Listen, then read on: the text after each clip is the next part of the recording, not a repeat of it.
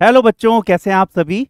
I hope कि बहुत बढ़िया से आप डेडिकेटली तैयार हो चुके हैं ईएससी की तैयारी करने के लिए, जो कि जर्नल पेपर हम 2024 का आपके लिए लाए हैं। ठीक है। जिसमें कि दो सब्जेक्ट्स मैं लूंगा बेटा, एक है आपका प्रोजेक्ट मैनेजमेंट और एक है आपका क्वालिटी प्रैक्टिसेस। हाँ, अगर हम पूरा पूरा नाम बोले तो क्या बोलेंगे, standard and quality practices. So so in this case let us discuss something about the subject project management. कि सर ये प्रोजेक्ट मैनेजमेंट क्या है, मतलब इसमें हम पता है सर, हमें पता है, मगर इसमें मजा क्या आ सकता है। बात चल रही है कि इस सब्जेक्ट में मजा क्या आ सकता है। क्या सर आप इतना बढ़िया पढ़ा सकते हो कि हमें प्रोजेक्ट मैनेजर का फील करा दो, प्रोजेक्ट मैनेजर बना दो।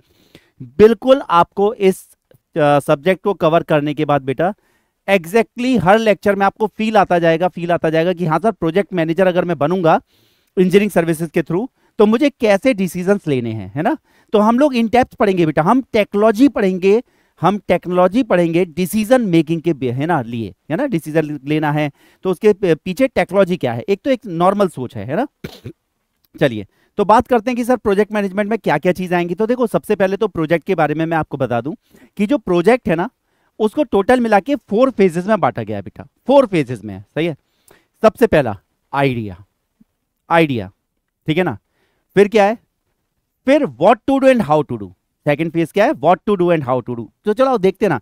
और आज मैं जो डिस्कस करूंगा, मैं थोड़ा सा पार्ट आपको रिस्क मैनेजमेंट का सिखाऊंगा, उसमें बड़ा मजा आने वाला है। पर थोड़ा सा बताता हूं कि यार प्रोजेक्ट तो ठीक है, प्रोजेक्ट क्या होता है, मैनेजमेंट क्या होता है, थोड़ा बहुत आपको पता है और काफी कुछ मैं बताऊंगा बच्चों। मगर हम लोग किस पर आते हैं, सबसे पहले बात करते हैं कि सर प्रोजेक्ट में है क्या, प्रोजेक्ट के फेजेस क्या हैं। तो आओ हम बात करेंगे किसके, प्रोजेक्ट फेजेस। प्रोजेक्ट फेजेस बेटा, ये कमिटमेंट है कि इस पूरे सब्जेक्ट को करने के बाद जब जो आपका कॉन्फिडेंस निकल के आएगा ना यूपीएससी के लिए, वो अलग ही लेवल का होगा। और ये सब्जेक्ट केवल इसी में कॉन्फिडेंस नहीं देगा, आपकी पूरी तैयारी में कॉन्फिडेंस देगा, है ना। ये आपको बताएगा कि हमें कब सही टाइम पर क्या डिसीजन लेना होता है। ओके, तो प्रोजेक्ट फेजेस, पहला मैं शॉर्टकट में बोलूंगा आइडिया। दूसरा क्या है, दूसरा व्हाट टू डू। अगर आइडिया है ना, व्हाट प्लस हाउ। तीसरा क्या है, तीसरा फेज है डूइंग फेज। क्या है, डूइंग। और चौथा क्या है, अगर देखो फोर्थ फेज में बहुत सारी चीजें आ जाती हैं। कॉन्ट्रैक्ट क्लोजिंग आ जाता है, क्लोजिंग के टाइप आ जाते हैं। अगर मान के चलो कॉन्ट्रैक्ट क्लोज नहीं करना है, हम ही को रन करना है, तो मॉनिटरिंग एंड कंट्रोलिंग आ जाती है। तो मैं तो इस तरीके से बात करूंगा इस सब्जेक्ट में, बातें सारी करूंगा। पर जो पहली बात जब मैं शुरू करूंगा लेक्चर में, तो शुरू करूंगा कि आपका जो तैयारी है आपकी जो इंजीनियरिंग सर्विसेज की तैयारी है, उस प्रोजेक्ट के बारे में आपकी प्लानिंग कैसे होनी चाहिए और क्या आपके एक्शंस होने चाहिए। तो हम लोग यहां पर बात करेंगे मॉनिटरिंग एंड कंट्रोलिंग। क्लोजिंग भी हम बोल सकते हैं, क्लोजिंग भी हो सकता है, मगर हम बात कर रहे हैं मॉनिटरिंग एंड किसकी बच्चों, कंट्रोलिंग की। मॉनिटरिंग एंड कंट्रोलिंग, है ना। तो ये तो फेजेस हैं बच्चों, मॉनिटरिंग एंड कंट्रोलिंग। इसको हम क्या बोल सकते हैं, बोलो सर इसे शॉर्टकट में लिख के बता दो। तो देखो, शॉर्टकट में लिख के बताऊं बच्चों, इसको हटा दूं यहां से, है ना, इसको हटा दूं, बोलेंगे चेक। क्या बोलेंगे इसे, check, check and do, check and do. अब ये रह गई मेरी लैंग्वेज, ये क्या है, ये मेरी लैंग्वेज है कि भाई प्रोजेक्ट फेजेस क्या है, आइडिया है, व्हाट एंड हाउ है, फिर डूइंग है और फिर चेक एंड डू है, चेक एंड डू, है ना। अगर इसी को अगर हम बात करते हैं कि भाई सब्जेक्ट में कैसे लिखता है, तो आइडिया नहीं लिखेगा आपको, बुक में आइडिया नहीं लिखेगा, इसे क्या लिखेगा, इनिशिएशन फेज। क्या लिखेगा बच्चों, इनिशिएशन फेज, इनिशिएशन फेज। इसको क्या लिखेगा, इसको लिखेगा प्लानिंग फेज। क्या करना है, कैसे करना है, वो क्या है, प्लानिंग फेज है। फिर डूइंग फेज को लिखेगा एग्जीक्यूशन, या लिखेगा आपको इंप्लीमेंटेशन फेज। एग्जीक्यूशन लिख देते हैं हम लोग, एग्जीक्यूशन फेज। और लास्ट को लिख देगा बेटा वही जो मैं नाम आपको लिख के दिया था, कौन सा नाम है, मॉनिटरिंग एंड कंट्रोलिंग। तो आपको ना ध्यान से सुनो, ये पूरी जिंदगी के लिए असर डालने वाला है। और ये मजाक नहीं है बेटा, ये मजाक नहीं है, ये सब्जेक्ट पूरा जिंदगी के लिए आप पर असर डालेगा अगर आपने इसे पूरी तरीके से समझा, और समझाने की जिम्मेदारी मेरी। ठीक, तो ये टोटल 4 फेजेस हैं। अच्छा, ऐसी चीज बताओ, बच्चों को बोला देखो इसके बाद ये होता है, इसके बाद ये होता है, इसके बाद ये होता है, झूठ लिखा है बुक में, झूठ लिखा है कि इसके बाद ये होता है, इसके बाद ये होता है। लास्ट वाले को बोलते हैं मॉनिटरिंग। एक चीज बताओ, जब तुम प्लानिंग कर रहे थे तो सारी प्लानिंग अकेले कर लोगे क्या, आपके सबऑर्डिनेट्स नहीं होंगे, आपके जूनियर्स नहीं होंगे, आपके सीनियर्स नहीं होंगे, प्लानिंग में वो भी इन्वॉल्व होंगे ना। तो मान के चलो मैं आपका जूनियर हूं, और आपने मुझे काम दिया कि यार इसको प्लान करो, इस काम को कैसे करना है, इसकी शेड्यूल डेट क्या रहेगी, इसका सीपीएम पॉइंट ग्राफ क्या होगा, इसका गैंट चार्ट क्या होगा, ठीक है, इसमें कितना रिस्क इन्वॉल्व होगा, तो ये सारी प्लानिंग करेंगे ना। तो सीधे मॉनिटरिंग लास्ट में जाके करोगे क्या? नहीं नहीं नहीं, मॉनिटरिंग क्या रहेगा, आप कोई भी फेज में रहें आपको लगातार चेक करना होगा कि आपके जूनियर्स क्या कर रहे हैं, क्या आप सही ट्रैक पे डिसीजन ले रहे हैं क्या नहीं। तो जो चेक है, चेक तो वो तो कंटिन्यूअस प्रोसेस है। तो ये जो लिख दिया गया कि भाई fourth phase monitoring and controlling होता है, ये फोर्थ फेज होता ही नहीं है, ये तो कंप्लीटली ओवरलैप्ड फेज है, ओवरलैप्ड। इनिशिएशन फेज जब हम आइडिया सोच रहे होंगे तब भी हम चेक करेंगे यार ये आइडिया अच्छा है या वो आइडिया अच्छा है या वो आइडिया अच्छा है। जब हम प्लानिंग कर रहे होंगे तब भी हम देखेंगे यार ये चेक करेंगे क्या यही वाली प्लानिंग ठीक है या वो वाली प्लानिंग ठीक है, चॉइस करेंगे ना। ठीक है, एग्जीक्यूशन चल रहा होगा तो टाइम से चल रहा है या नहीं चल रहा देखा करेंगे, डेली आके चेक करेंगे, अरे भाई काम सही कर रहे हो ना तुम लोग, ठीक है। इसका मतलब ये क्या है, ओवरलैप्ड फेज है। क्या नाम है इसका? ओवरलैप फेज, सबके साथ ओवरलैपिंग करेगा, ठीक है ना, ओके।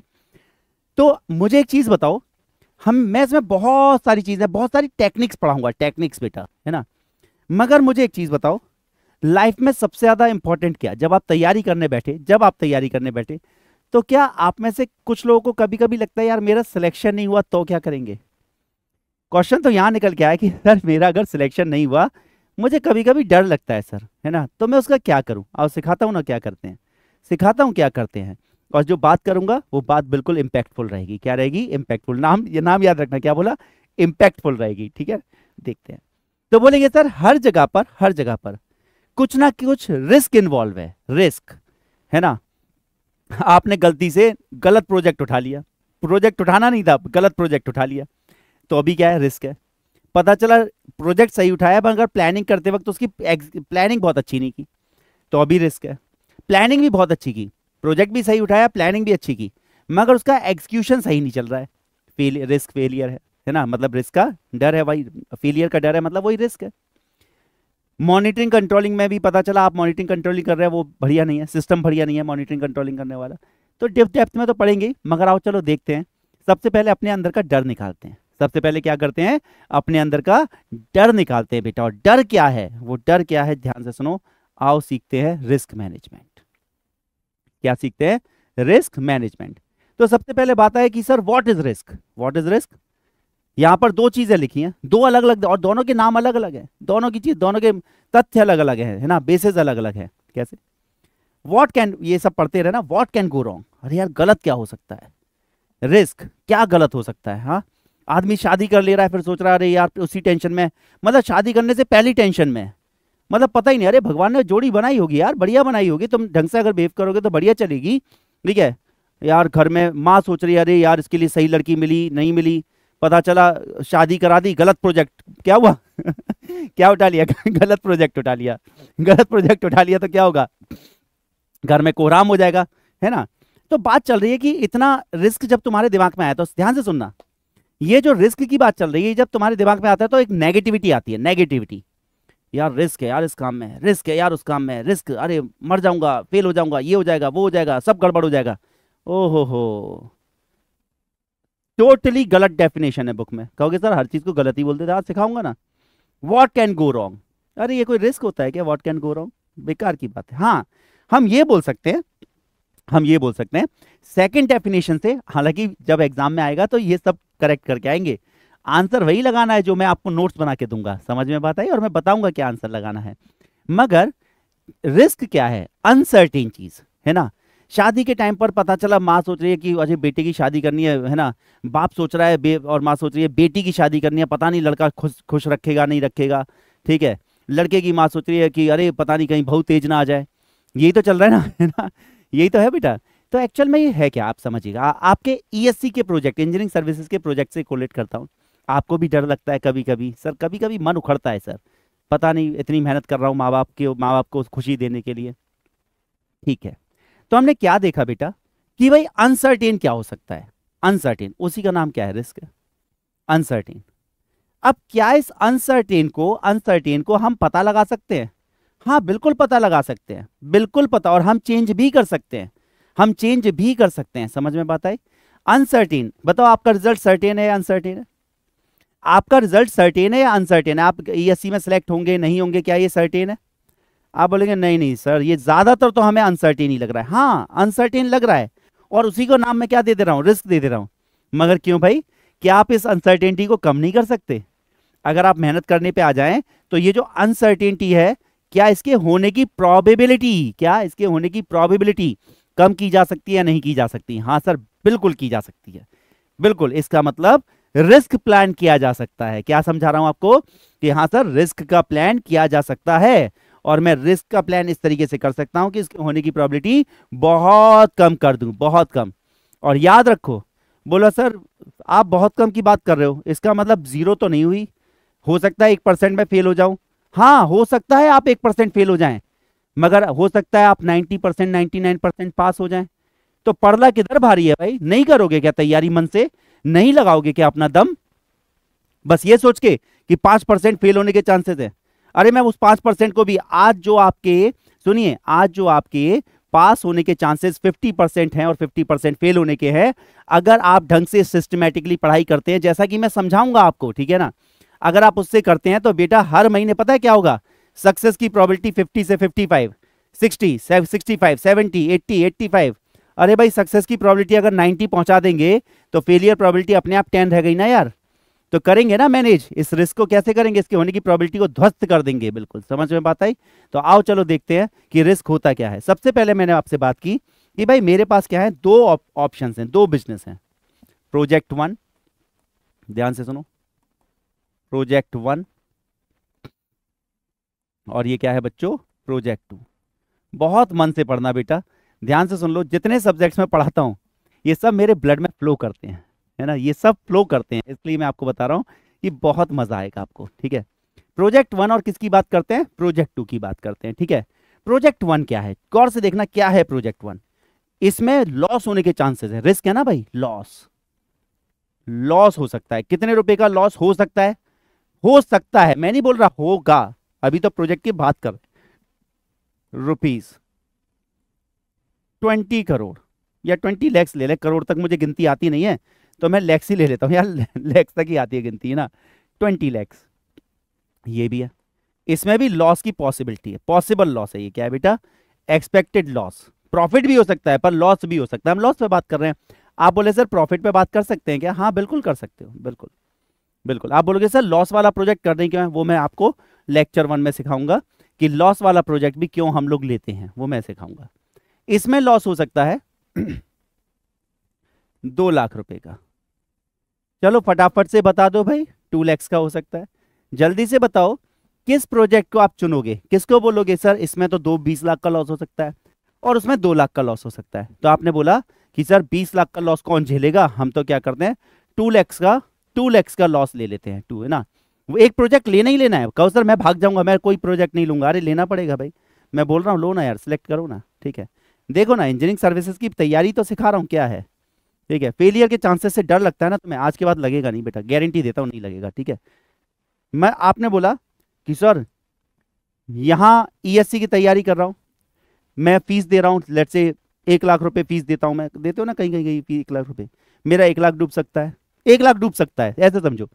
मैं इंजीनियरिंग सर्विसेज की तैयारी कर रहा हूँ, मेरा 1 लाख रुपए फीस डूब सकती है। सर क्यों ना मैं बैंक की तैयारी कर लूँ, बैंक की तैयारी में मेरा क्या होगा, अगर मैं सेलेक्ट नहीं हुआ तो मेरा 12,000 15,000 क्या है सर फीस है, बस वही डूबेगा। फिजिक्स वाला में तो बल्कि इसका इसका 14,000 है, 14-15,000, इसकी तो मेरे ख्याल से 3-4 हज़ार ही होगा। तो सर मैं इस पर कर लेता हूँ ना, अगर फेल हो गया तो सर इतना ही पैसा डूबेगा ना। अरे भाई क्यों मूर्खता दिखाते हो, जरा ध्यान से सुनो, ध्यान से सुनो। आप इंजीनियर हो, अब जरा बात करते हैं प्रोबेबिलिटी की।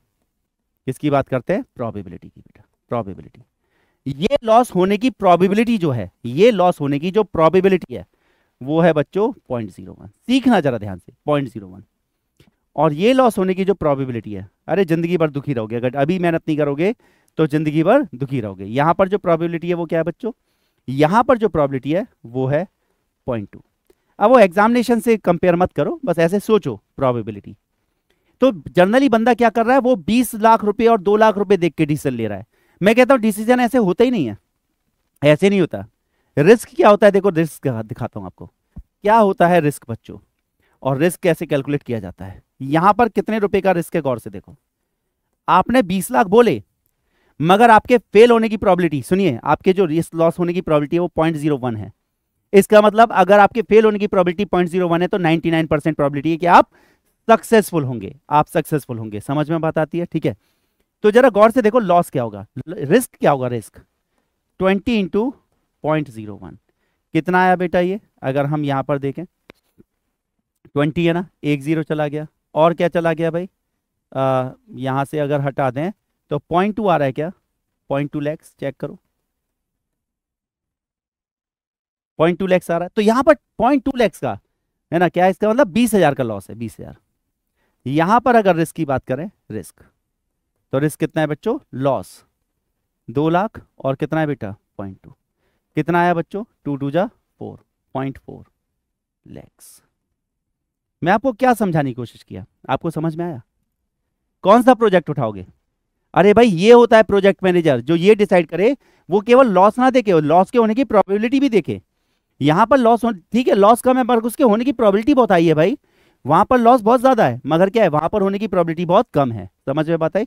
तो अगर आपको ये न्यूमेरिकल आ जाए that which project you are going to select as a project manager in engineering services, okay, तो आप क्या बोलेंगे, यार यहां पर रिस्क कम है, लो रिस्क, ये क्या है बच्चों, ये है लो रिस्क, ये क्या है बच्चों, ये है कंपेरेटिवली, कंपेरेटिवली क्या है, हाई रिस्क।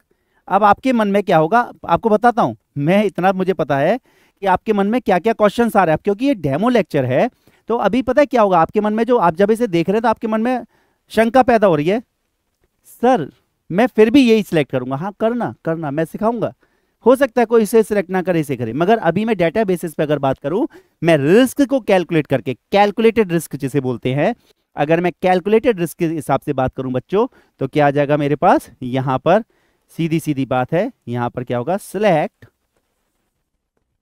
सिलेक्ट कौन सा सिलेक्ट करोगे बेटा, सिलेक्ट प्रोजेक्ट 1,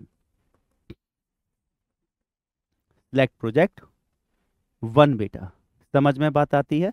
तो ये क्या है, डिसीजन फाइनलाइज्ड, डिसीजन फाइनलाइज्ड। जब आप पढ़ेंगे, डीप में पढ़ेंगे तो करिएगा ना चर्चा, सीधे लाइव चर्चा करेंगे बेटा। ये तो मैंने पहले ही बोला है कि आपको अगर वीडियो रिकॉर्डेड फॉर्म में भी मिलता है, तो अभी आपसे चर्चा हर सैटरडे सैटरडे होगी और लाइव होगी। जो मन में शंका हो पूछो, और ज्यादा बढ़िया मैनेजर बनाऊंगा, और अच्छा मैनेजर बना के निकालूंगा आपको। ठीक है, क्लियर है? ये बात समझ में आई? हाँ सर रिस्क समझ में आया, तो चलें जरा बैक स्लाइड पे चलें बच्चों, चेक करते हैं क्या है रिस्क।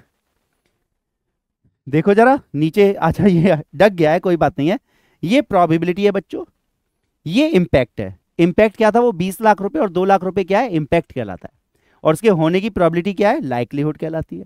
दोनों को मल्टीप्लाई कर दो, देखो रिस्क क्या लिखा हुआ है यहाँ पर, risk equal to probability into impact. जो प्रोबेबिलिटी है वो 0.1 या 0.02 जो भी मैंने लिखा था, और इंपैक्ट क्या हो जाएगा 20 लैक्स एंड 2 लैक्स।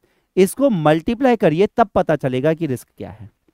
ठीक है, अब दिमाग में क्या आया कि सर ये बात तो समझ में आ गई, ये तो समझ में आया कि रिस्क जो है वो लॉस, आपने भी लॉस ही बोला, ये तो नेगेटिव है, नेगेटिव। अब मैं आपको बताता हूं, ध्यान से सुनना, ध्यान से सुनो, मैं आपको एक रिस्क देता हूं, है ना, रिस्क, और आप बताना कि आपको रिस्क में नेगेटिविटी दिख रही है या पॉजिटिविटी दिख रही है। यहां पर एक सोफा पड़ा है, यहां पर क्या है, एक सोफा पड़ा है, सोफा, समझ में बात आई? ठीक है, मैंने आपसे बोला है सोफे पे चढ़ो और कूद के दिखाओ, 100 रुपये दूंगा, सोफे पे चढ़ो और कूद के दिखाओ। आप बोलोगे सर इतना ऊंचा सोफा है यहाँ पर, इस पे से तो मैं कूद जाऊंगा। बेटा याद रखो, लोग सोफे से गिर के भी क्या होता है, सोफे से गिर के भी सिधार जाते हैं ऊपर, मगर मैंने बोला बेटा यहां से कूदोगे तो मैं 1000 रुपये दूंगा, 100 छोड़ो 1000 रुपये दूंगा। आप में से सारे के सारे तैयार हो जाएंगे। क्यों? आपने कैलकुलेट कर लिया यार रिस्क तो है, पर ये रिस्क मैं मैनेज कर लूंगा, मैनेज कर ले जाऊंगा। आपको लग रहा है अरे ये तो पॉजिटिव रिस्क है, सुनो ध्यान से, रिस्क है मगर आपको इसमें नेगेटिविटी नहीं दिख रही है। आप कह रहे सोफे से कूदना है, सर भी क्या पगला गए, बिल्कुल बेवकूफी वाली बात करते हैं, 1000 रुपये देने को तैयार है, चला जा रामू श्यामू लक्ष्मण मोहन आजा, सब कूदते हैं, सब अपने 1000 रुपये ले गए। चोट लग सकती थी, आप नहीं बोल सकते कि चोट नहीं लग सकती थी, कभी कभी लग जाती है। अरे घर में चलते चलते पता चला कंधा ही दीवार से टकरा गया, 2 दिन तक दर्द हो रहा है, समझ में बात आती है? तो लग सकती थी, मगर आपने देखा यार ये प्रोजेक्ट तो लिया जा सकता है। और पता है आपने जब ये सुना कि सोफे से कूदना और 1000 रुपये मिलेंगे, आपके मन में नेगेटिविटी कम आई, पॉजिटिविटी ज्यादा आई। तो याद रखिएगा कि रिस्क हमेशा नेगेटिव नहीं होता, रिस्क का एक नई डेफिनेशन मैं आज को आपको बताता हूं। रिस्क तो पॉजिटिव भी होता है, और आपने जो इंजीनियरिंग सर्विसेज की तैयारी का जो रिस्क लिया है, रिस्क मैं तो बोलता हूं रिस्क है, मगर वो नेगेटिव रिस्क नहीं है बच्चों, वो पॉजिटिव रिस्क है बच्चों, positive risk, because a one time you have to do struggle, मतलब आपको हार्ड वर्क करना है, and it is going to pay you for the next, next क्या बोलेंगे, नेक्स्ट 60 ईयर्स भी क्यों बोलूं, तुम भाई 100 साल की उम्र हो तुम्हारी, सही है, क्लियर, और तब तक तुम्हें ये पे आउट करता रहेगा। ऐसा रिस्क क्यों ना लिया जाए, क्यों ना लिया जाए भाई, मुझे तो पॉजिटिविटी दिखती है इसमें, समझे बात या नहीं समझे।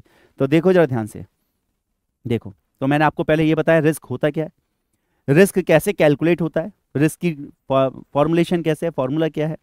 फिर मैंने आपको बताया कि देखो भाई यार, रिस्क जो है ना वो हमेशा नेगेटिव नहीं होता भाई, नेगेटिव नहीं होता, पॉजिटिव भी होता है रिस्क, है ना। जैसे ध्यान से देखो क्या हुआ, रिस्क की बात करते हैं, कहाँ दिखता है पॉजिटिव रिस्क, देखो क्या हुआ। आपको तो लोग, आप लोगों को तो पता है कि मैं बीएचईएल में जॉब किया हूँ, लगभग 14 साल मेरी वहां पर जॉब रही है ना। 2 साल में सबैटिकल पे रहा हूँ, 12 साल काम किया, मतलब 14 years I was in BHEL, okay. तो आप लोगों को पता है, मैं वहाँ का एक छोटा सा एग्जांपल देता हूँ। We were making the power plants, India का बहुत बड़ा जो सेक्शन है, या बोल सकते हैं शेयर है, वो बीएचईएल खाता है पावर जनरेशन में, ओके। बीएचईएल बहुत बड़ा पावर जनरेटर है, पावर जनरेटर मतलब हम पावर प्लांट्स बहुत बनाते हैं, इंडिया का लगभग 66% शेयर हमारा है। तो हमने, हमें क्या बोलता है, एनटीपीसी बोलता है, मैं इसका पूरी कहानी आपको लेक्चर में सुनाऊंगा, पर ध्यान से सुनो। किसी बंदे ने बोला, NTPC said to BHEL, to BHEL, complete the power plant, complete project, complete project. हालांकि एक डेट डिसाइड हुई थी प्रोजेक्ट की एक डेट डिसाइड हुई थी कि तब तक देना है, पर पता नहीं बीच में मन में क्या आया, एनटीपीसी के बोलता है बीएचईएल एक काम करो, तुम एक पावर प्लांट बना दो, complete project 3 months earlier, 3 months earlier, है ना। मतलब बोलता है कि भाई अभी देखो, अभी भी 1 साल बचा है, 3 साल का प्रोजेक्ट था, 2 साल हम काम कर चुके हैं, सुन रहे हो, 3 साल का प्रोजेक्ट था, 2 साल हम काम कर चुके हैं, अभी 1 साल का काम बाकी है। एनटीपीसी बोलता है कि यार अगर तुम क्या करोगे, complete the project 3 months earlier, I will pay you, I will pay 50 crore extra, extra.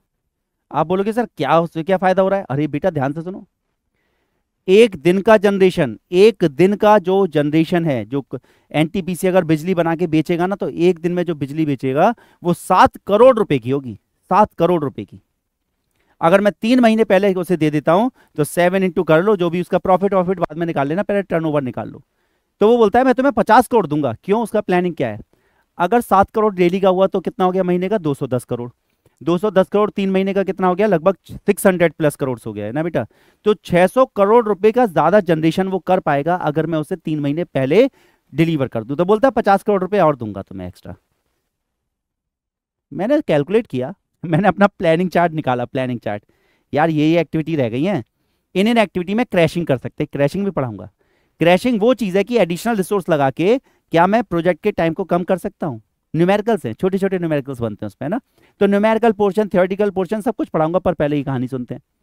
मुझे एक चीज बताओ, आपने देखा यार किया जा सकता है, और आपको पता है कि आप तो पहले से यार आपको 14-15 साल हो चुके हैं जॉब में, आपको अच्छा खासा एक्सपीरियंस है, तो क्या बोलते हैं यार हो तो जाएगा ये, 12 महीने का काम 9 महीने में कर तो सकते हैं।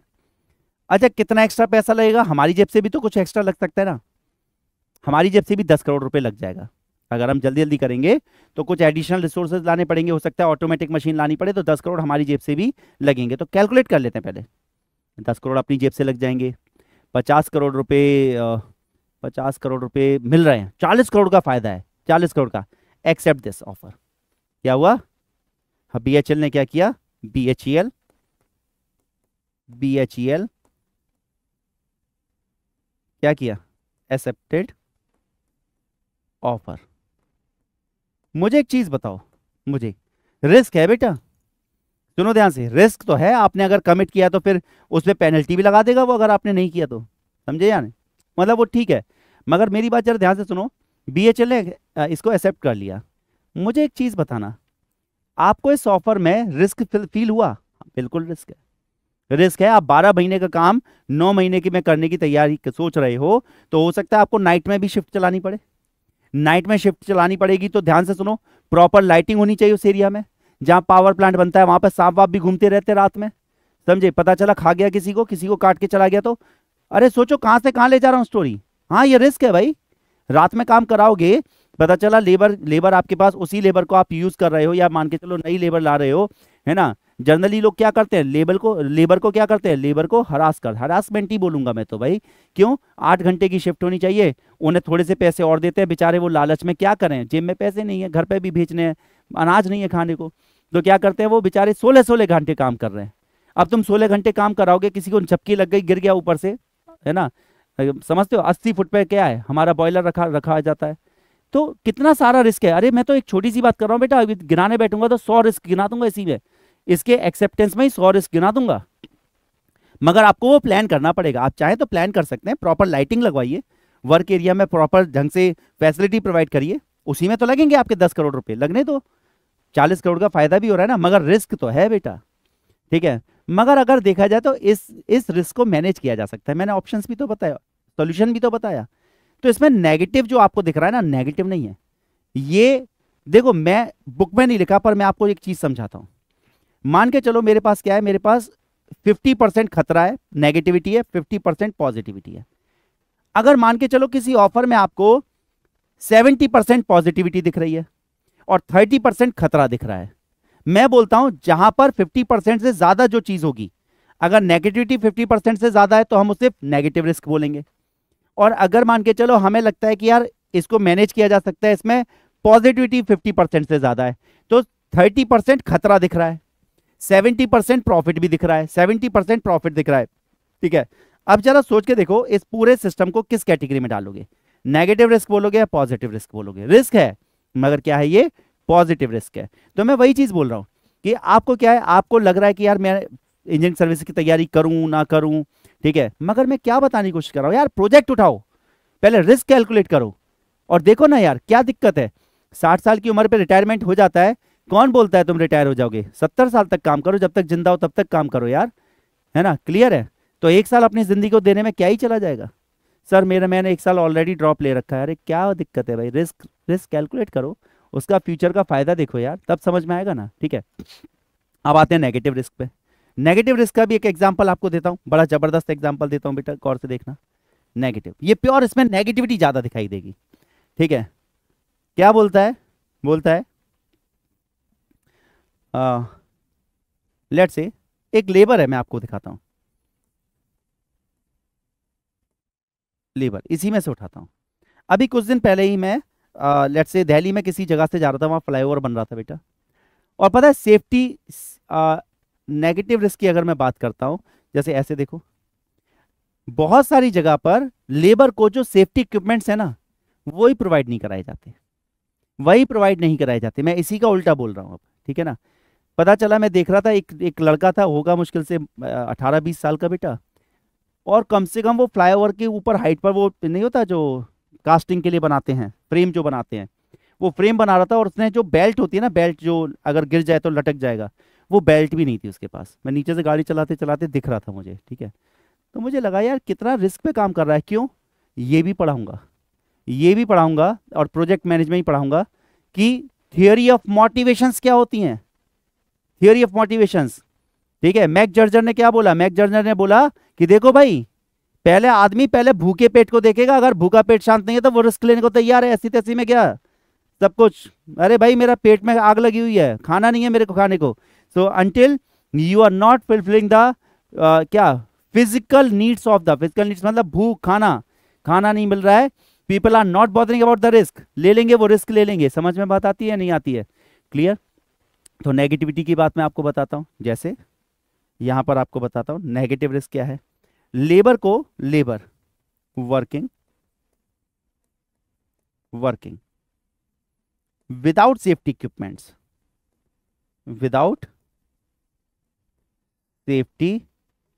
इक्विपमेंट्स, क्यों ध्यान से सुनना, क्योंकि पैसा बचाना है, क्या करना है, पैसा बचाना है, ठीक है। पैसा बचाने के लिए कौन लाएगा इतनी सारी लेबर के लिए सेफ्टी इक्विपमेंट्स, भाई कौन लाएगा इतनी सारी बेल्ट्स, महंगी आती है, कहां से काम चलेगा, तो चलो पैसा बचा लेते हैं। अरे मूर्ख इंसान, पैसा बचा रहे हो, अगर एक भी आदमी मर गया और गवर्नमेंट ने तुम्हें तुम्हारा पूरा का पूरा प्रोजेक्ट सील कर दिया, फिर भी लोग नहीं मानते, फिर भी लोग नहीं मान रहे, नेगेटिव रिस्क लिए पड़े हैं। अरे भाई लाइफ में ध्यान से सुनो, पॉजिटिव रिस्क को बहुत अच्छे तरीके से लेना है, ठीक है, उसे एक्सेप्ट करना है, और नेगेटिव रिस्क को अगर या तो अवॉइड करो, नेगेटिव रिस्क को क्या करो, या तो अवॉइड करो, और अवॉइड नहीं करते तो मिनिमाइज करो। क्या करो, मिनिमाइज करो। समझ में बात आती है या नहीं आती है? तो देखो जरा ध्यान से, अब मैं आता हूं एक बड़ी बढ़िया चीज पर बच्चों, बहुत बढ़िया चीज पर। ये देखेगा, ये रिस्क मैनेजमेंट स्टेप्स हैं, रिस्क को पता लगाना कि इस स्टेप में, मतलब अगर मैं ये काम करने जाता हूं तो उसमें रिस्क है क्या, उसका एनालिसिस करना, मतलब उसका ये निकालना कितने रुपए का हो सकता है, उसकी कितनी प्रोबेबिलिटी है ना, तो रिस्क कैलकुलेट करना, फिर उस रिस्क को कैलकुलेट करके उसके लिए प्लानिंग करना, प्लानिंग कि यार मैं कैसे इससे निपटूंगा, क्या मैं रिस्क के लिए प्लान कर सकता हूं? हाँ कर सकता हूं, मैं बताऊंगा, अभी बताऊंगा कि कैसे रिस्क के लिए प्लान कर सकते हैं। तो पहले तो रिस्क का पता लगाओ कि रिस्क है क्या क्या इस जगह पे, फिर पता लगाओ कि यार कितना रिस्क है, कौन सा रिस्क है, कितना रिस्क है, फिर उसकी प्लानिंग करेंगे। क्या करेंगे? प्लानिंग। और प्लानिंग के साथ साथ मॉनिटरिंग कंट्रोलिंग भी करना, कहीं ऐसा ना हो आप प्लान करके बैठे हो पर चीजें तो उस हिसाब से हो ही नहीं रही, तो रिस्क तो आधमकेगा बेटा, रिस्क तो क्या हुआ, आधमकेगा। समझे बात या नहीं समझे? जैसे एक बड़ी छोटा सा एग्जांपल बताऊं आपको, आप ही लोग डिसाइड करके बताना ये पॉजिटिव रिस्क है या नेगेटिव रिस्क है। अभी कुछ दिन पहले, एक हफ्ते पहले, मेरे पिताजी जो थे वो डिहाइड्रेशन की वजह से हॉस्पिटल में थे। बड़ा प्रैक्टिकल से एग्जांपल बता रहा हूँ, डिहाइड्रेशन की वजह से क्या है, हॉस्पिटल में। डॉक्टर ने बोला यार इनको तो सीवियर डिहाइड्रेशन है, आईसीयू में एडमिट है, इनको पानी पिलाओ, ड्रिप चढ़ाओ। ड्रिप चढ़ रही है, चढ़ रही है, चढ़ रही है, चढ़ रही है। अब आपको बताता हूं यहां पर हुआ क्या। अगर यहीं पर किसी बहुत ही छोटे शहर या बिल्कुल लोकल डॉक्टर के पास चले जाए, लोकल डॉक्टर, तो लोकल डॉक्टर पानी चढ़ाया जाएगा, चढ़ाया जाएगा, क्योंकि डिहाइड्रेशन हो रखा है ना। हम भी क्या होंगे, हम भी पापा को क्या बोलेंगे, पापा पानी पियो और पानी पियो और पानी पियो। मैं भी यही बोल रहा था, पापा बहुत सारा पानी पियो, बहुत ज्यादा सीवियर डिहाइड्रेशन है। डॉक्टर आया, बोला कितना पानी पिलाया। मैंने क्या किया, क्योंकि बेटा हूं तो मुझे तो केयर लग रही थी ना यार, कि मैं अपने माँ बाप की केयर करूंगा। ध्यान से सुनना, रिस्क मैनेजमेंट। मैंने क्या किया, मैंने पिताजी को 2 लीटर पानी, बेटा 2 लीटर बोतल ओआरएस डाल के, और मैंने 40 मिनट्स में पिला दिया। 40 मिनट्स में पापा सिप लेके पीते रहो, पीते रहो, पीते रहो। डॉक्टर आया, कितना पानी पिला दिया। मैंने बड़ी खुशी होकर बताया, बड़ा खुश हो गए कि सर आपके स्टाफ नहीं पिला पा रहा है, आपका स्टाफ 2 घंटे में 1 बोतल 1 लीटर पानी पिलाता है, सर मैंने 40 मिनट में 2 लीटर पहुंचा पिला दिया। देख के बोलता है अबे गधे हो क्या, अनपढ़ गधे हो क्या ऐसे नहीं बोला, मगर बोला आपको पता भी है आप क्या कर रहे हो अपने पिताजी के साथ। मैंने क्या हुआ साहब, आपने तो बोला डिहाइड्रेशन है। बोला अगर तुम सुनो, किडनी इनकी काम नहीं कर रही है, किडनी ढंग से काम नहीं कर रही है, वो यूरिन प्रोड्यूस नहीं कर रही है। आप इन्हें सोच रहे हो पानी पिला पिला के, बोले एक लिमिट से ज्यादा पानी पिलाओगे तो वो पानी लंग्स में चला जाएगा, ब्लड लंग्स में रिलीज कर देगा, लंग्स में, और लंग्स में अगर पानी चला गया तो निमोनिया हो जाएगा।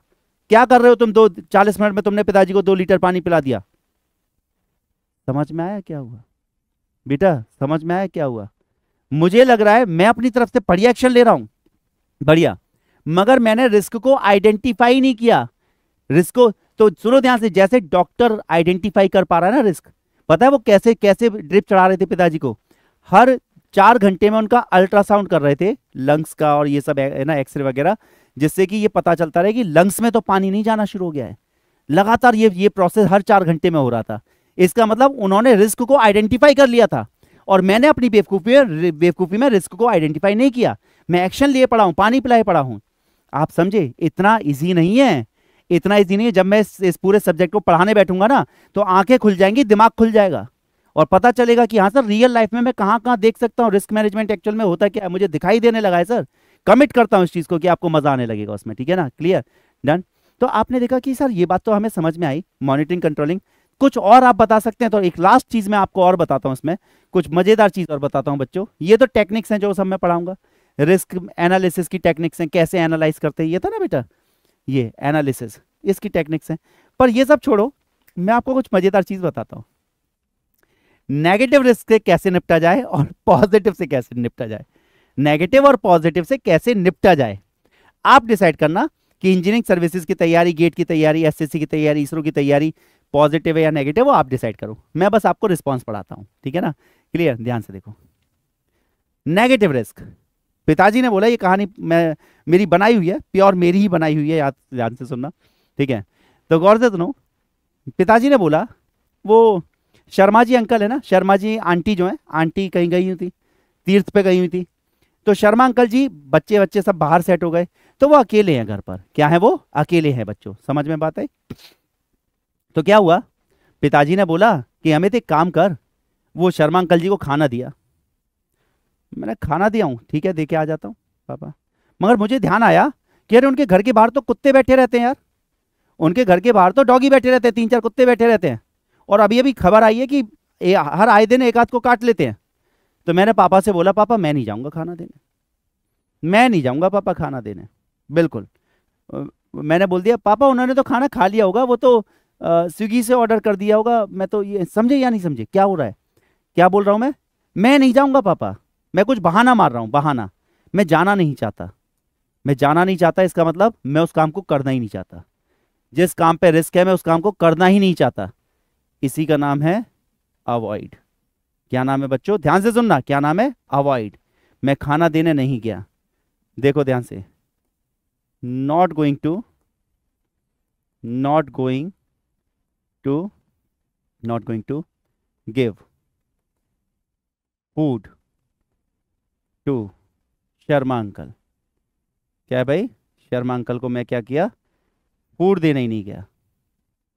जी लगा दे ना अंकल जी, तहजीब होनी चाहिए यार, है ना? सक्सेस तभी अच्छी लगती है जब हम तहजीब में भी हों, घमंड में ना हो, है ना? Not going to give food to Sharma uncle ji, avoid कर दिया मैंने, है ना? डॉगी है, ओ क्या है भाई, डॉग्स बाइट, है ना, in front of, in front of Sharma uncle house, Sharma uncle, uncles house. मजा आ रहा होगा सुनने में, तो मजा आएगा, है ना? और ऐसी प्रैक्टिकली सिखाऊंगा बच्चों, ये तो बड़ी, ये तो अभी जो बता रहा हूँ ये तो कुछ है ही नहीं, अभी तो मैं क्या ही बोलूँ इस बारे में, जब पढ़ाऊंगा तब मजा आएगा।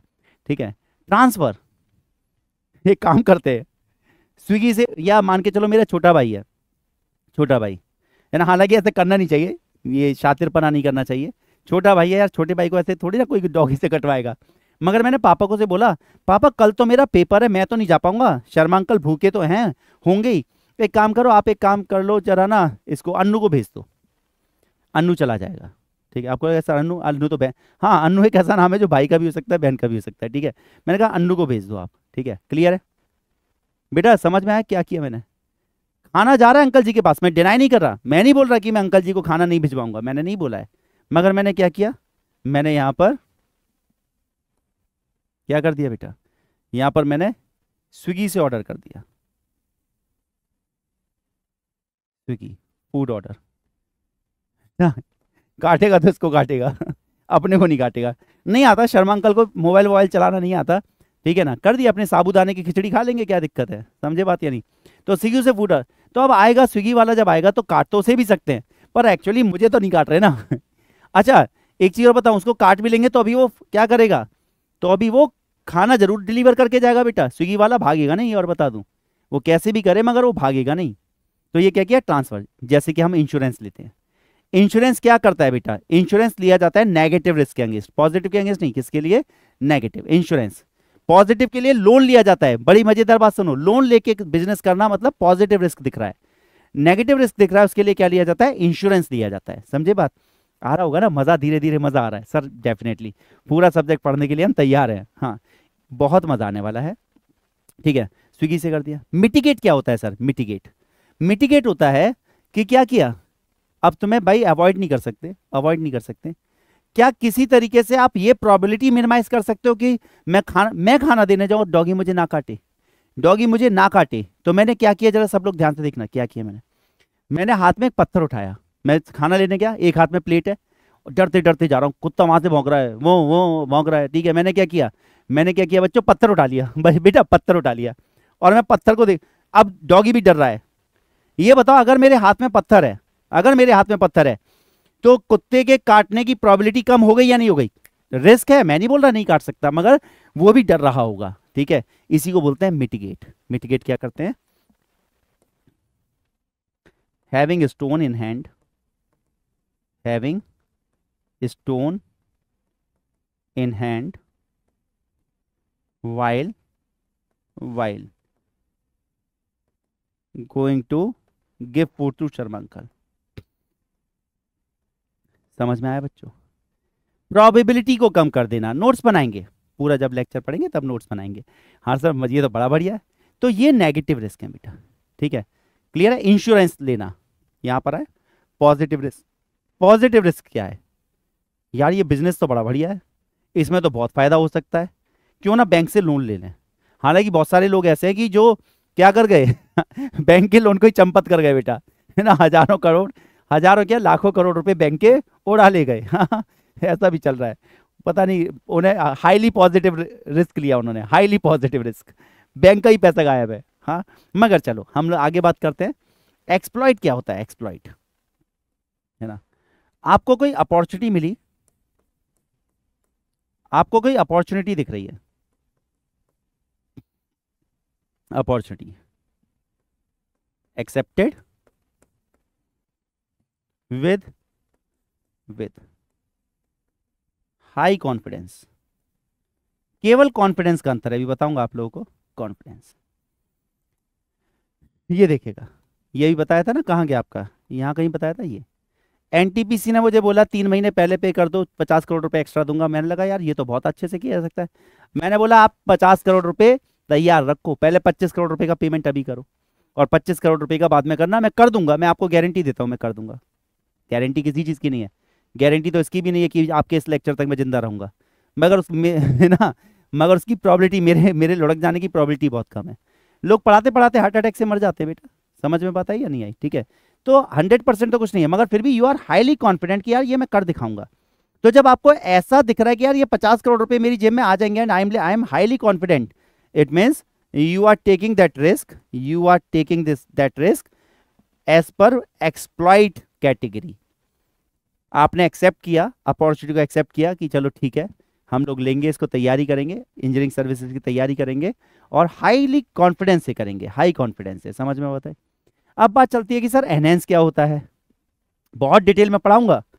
ये तो मुझे बोला गया कि सर बच्चों के लिए ना थोड़ा थोड़ा जरा ऐसा बना दीजिए कि बच्चों को समझ में आए कि आप क्या पढ़ाते हो, है ना, क्लियर है?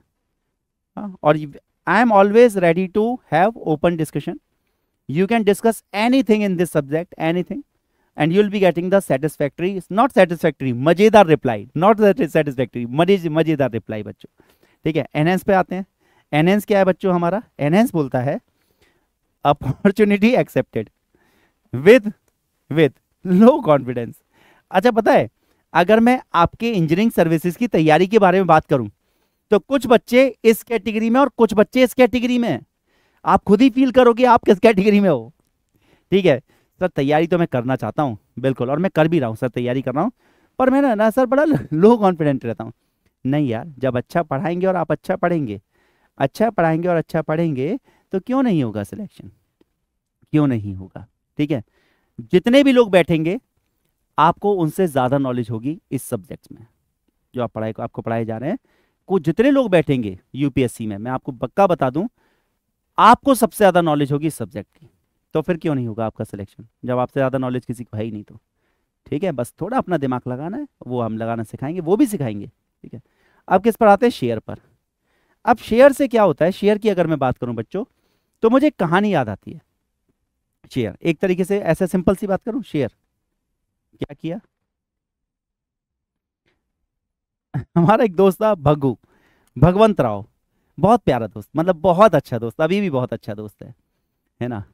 तो भग्गू ने क्या किया भग्गू को एक बार पहली पहली बार चस्का लगा कि यार मुझे ना आईपीओ में इन्वेस्ट करना है। आईपीओ मतलब जब पहली बार जो शेयर आने वाला होता है ना मार्केट में, कोई कंपनी पहली बार एंटर कर रही होती है शेयर मार्केट में, तो वो शुरू शुरू में आईपीओ निकालती है ना। तो बहुत अच्छा दोस्त है हमारा, ठीक है, वो he is also in BHEL। तो बोलता है कि यार सारे दोस्तों से बोलता है कि मुझे ना 5,000 की ज़रूरत है, बहुत इंपॉर्टेंट ज़रूरत है, हमें नहीं पता आईपीओ लेना था उसे, मुझे ज़रूरत है। मैं क्या करेगा 5,000 रुपये सबसे लेके, ऐसा कौन सा है ना। तो सबसे उसने, अच्छा काफ़ी लोगों को एक दूसरे को बताया भी नहीं, 5,000 रुपये सबसे ले लिए, और उसने वो 5,000 करके लगभग 80-90,000 रुपीज़ इकट्ठे किए। और एक टाइम था जब रिलायंस का आईपीओ आया था, रिलायंस, ये बात होगी आई थिंक 2007-8 की बात है। रिलायंस का कोई कोई एक सेक्टर होगा रिलायंस का, उसका आईपीओ आया था 7-8 में, आप चेक करेंगे मिल जाएगा आपको डाटा, ठीक है। तो उसने वो आईपीओ लिया। अब जरा गौर से देखो, आईपीओ लिया तो उसे क्या दिख रहा था कि आईपीओ तो यार, उसे उसने एनालिसिस किया, उसे लगा रिलायंस एक बहुत बड़ी कंपनी है, इसका आईपीओ बड़े प्राइस पे खुलेगा। तो उसने क्या किया, शेयर। अच्छा, उसने ये बोला कि चलो कोई बात नहीं है, मैं 5,000-5,000 रुपये तुमसे ले लेता हूँ, और मैं तुम्हें अगले 1 महीने के अंदर अंदर 500-500 रुपये बढ़ा के ऐड करूंगा, 5,000 लूंगा, 5,500 रिटर्न करूंगा। उसके बाद खुद का पैसा नहीं है, मगर वो दूसरों के पैसे से पैसा बना के उनको भी शेयर दे रहा है, उनको भी, मतलब उसके पास खुद नहीं है, मतलब जो रिस्क उसे दिख रहा है, पॉजिटिव रिस्क जो उसे अपॉर्चुनिटी दिख रही है, वो उस अपॉर्चुनिटी के लिए, उसे भुनाने के लिए उसके पास पैसे हैं नहीं। But now he is applying the mind and which technology, which kind of response he is giving to this positive risk. कौन सा रिस्पॉन्स दिया उसने, शेयर किया उसने, शेयर। समझ में बात आई? तो अगर मैं यहां से बोलता हूं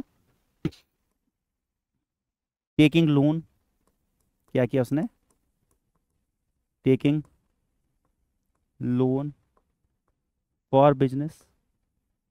देखो, आप बोलेंगे सर इसमें पैसा डूब भी तो सकता था। अरे भाई, अगर तुम्हें ये फील होती कि ये नेगेटिव रिस्क है, तो फिर उस बिजनेस में जाते ही क्यों?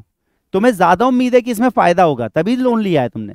नहीं तो ऐसे हम अरे गहरे ऐसे किसी तरीके से जाके बैंक से लोन नहीं ले रहे थे, बैंक दे भी रहा होगा ना तो अभी हम नहीं लेंगे, तो अभी नहीं लेंगे। आता है ना कॉल कि हम लोन ले लो 5 लाख का, क्रेडिट कार्ड ले लो, नहीं लेते ना, क्योंकि हमें पता है इसकी इसमें कुछ फायदा नहीं होने वाला। अगर हमें ये फील हो जाए कि इस बिजनेस में फायदा होने वाला है, तो हम वो 5 लाख का लोन ले लेंगे। समझ में बात आती है? तो ये क्या है बेटा, रिस्पॉन्सेज हैं। अगर आप इनको फील करो तो अपने अपनी लाइफ में जो रिस्क देख रहे हो ना, उन रिस्क को सेग्रीगेट करना सीखो, उन्हें कैलकुलेट करना सीखो, उन्हें एनालाइज करना सीखो, और फिर अपनी रिस्पॉन्स स्ट्रैटेजी बनाओ। समझ में बात है? इस तरीके से चलो लाइफ में। ये मैं आपको केवल यूपीएससी नहीं सिखा रहा हूँ, मैं आपको कंप्लीट लाइफ सिखा रहा हूँ बेटा, लाइफ। क्योंकि life is also a project, life को जीना भी एक प्रोजेक्ट है, और उस प्रोजेक्ट मैनेजमेंट का एक बड़ा इंपॉर्टेंट रोल किसका है, रिस्क मैनेजमेंट। ठीक है, जो अगर बिल्कुल ही रिस्क नहीं लोगे, ठीक है, तो फिर कैसे काम चलेगा? आता है ना वो सचिन और धोनी का ऐड आता है ना, म्यूचुअल फंड, वो बाद में बोलता है market is subjected to the market, है ना, बोलता है ना, मगर उससे पहले क्या बोलता है, म्यूचुअल फंड सही है। समझ में बात आई? तो एक्चुअल में आपको एनालाइज करना आना चाहिए चीज़ों को। तो हम लोग इस सब्जेक्ट के साथ पूरी तरीके से वफादारी निभाएंगे, ठीक। और आप लोग को सबसे बढ़िया, मैं नहीं बोल रहा कि आपको बेहतर पढ़ाने की कोशिश की जाएगी, नहीं, आपको सबसे बढ़िया पढ़ाया जाएगा, सबसे बढ़िया, इतना बढ़िया कि इतना बढ़िया कोई और पढ़ाएगा नहीं बेटा। चाहो तो उनको भी डेमो करके देख लेना, उनके भी एग्जाम्पल सुन के देख लेना, ठीक है ना, तब समझ में आएगा। So definitely it's my commitment that we are going to give you the best of the India. समझ में बात आई? सो ये अभी यहीं रोकते हैं बेटा, ये तो कुछ कुछ आपके लिए, आपको कुछ इंट्रो देना था। Thank you so much and get ready for the full course. Thank you, wish you all the best.